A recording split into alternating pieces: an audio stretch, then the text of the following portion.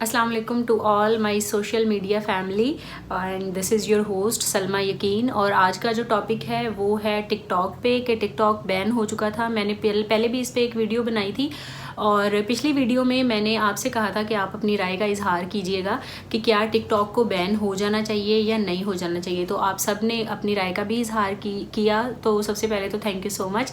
और मेरे चैनल को सब्सक्राइब कर दीजिएगा। अच्छा, कुछ दिन पहले टिकटॉक बैन हो गया था और उसकी जो वजह थी वो एक इमोरल कंटेंट बताया पीटीए ने कि इनडिसेंट कंटेंट था, इमोरल कंटेंट था जो कि हमारी सोसाइटी की वैल्यूज़ को अफेक्ट कर रहा था बुरे तरीके से।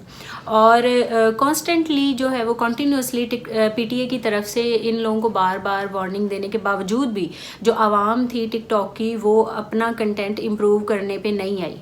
उन्होंने इम्प्रूव नहीं किया और पहले से भी ज़्यादा वल्गर होता गया कंटेंट। और अब तो मतलब एक लिमिट भी क्रॉस हो चुकी थी, जिसकी वजह से पीटीए ने, पाकिस्तान टेलीकॉम अथॉरिटी ने जो टिकटॉक था वो बैन कर दिया। अच्छा, उसके बाद मैंने अपनी पहली वीडियो में भी ये कहा था कि कुछ लोग थे जो ट्रूली सही तरीके से टिकटॉक यूज़ कर रहे थे और वो एक एप्लीकेशन जैसे एक सोर्स ऑफ एंटरटेनमेंट थी, तो वो सोर्स ऑफ एंटरटेनमेंट के तौर पे ही यूज़ कर रहे थे। लेकिन वो सिर्फ कुछ लोग थे। ज़्यादातर लोग ऐसे थे जिन्होंने मतलब ये बाइस बने वल्गैरिटी स्प्रेड करने का और हमारी सोशल वैल्यूज़ को बुरी तरीके से अफेक्ट करने का बाइस बने, जिसकी वजह से ये इकदाम उठाया पीटीए ने।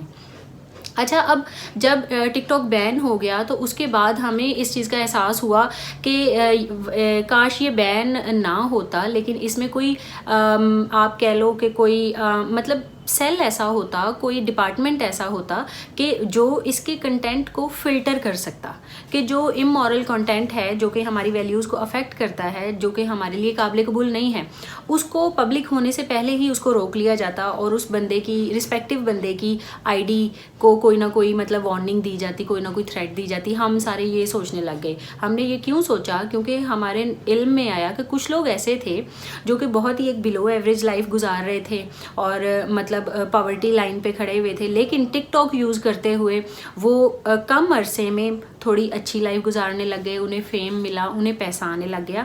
तो बहुत सारे लोगों का ये सोर्स ऑफ इनकम बन गया था, जिसकी वजह से इंसानियत के नाते हमें दुख महसूस हुआ कि ये टिकटॉक की एप्लीकेशन बैन ना होती, लेकिन एक फ़िल्टर का ऑप्शन होता।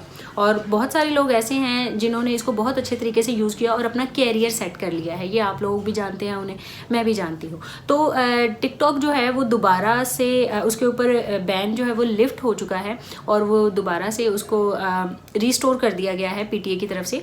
और ये मेरे पास पीटीए की एक वो जो प्रेस रिलीज़ उन्होंने दी थी उसकी एक कॉपी पड़ी हुई है, जिसमें उन्होंने कहा है कि Pakistan telecommunication authority has restored TikTok services with certain conditions.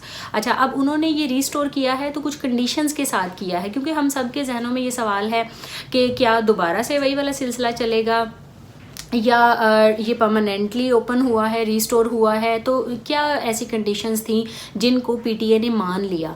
तो आप इस चीज़ का तो यकीन रखें कि दोबारा से तो वो सब नहीं होने वाला जो पहले हुआ था, क्योंकि अगर उस वही कॉज रहा तो ये दोबारा बैन हो जाएगा। और अब इस दफ़ा अगर बैन हुआ तो ये परमानेंटली बैन होगा। ये उन्होंने अपने प्रेस रिलीज़ में कहा है कि जो टिकटॉक की अथॉरिटी है उसको पीटीए की ये कंडीशंस माननी पड़ेंगी। अगर वल्गर कंटेंट दोबारा से देखने में आया तो ये परमानेंटली बैन हो जाएगा।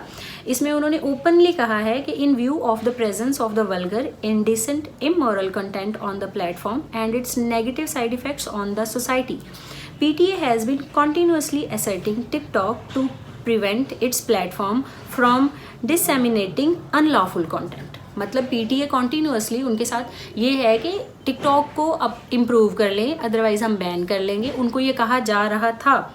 अच्छा, उसके बाद इसमें एक ये भी पॉइंट लिखा हुआ है कि TikTok service is strictly subject to the condition that the platform will not be used for the spread of the vulgarity, indecent content and that of the social values will not be abused. अच्छा, अब PTA की तरफ से ये है कि हमने restore तो ये कर दिया है, लेकिन हम आपको ये वार्न कर रहे हैं कि जो सर्विसेज हैं वो उस वक्त दोबारा से with in a second ban हो जाएंगी अगर दोबारा से वही वाला कंटेंट देखने में आया।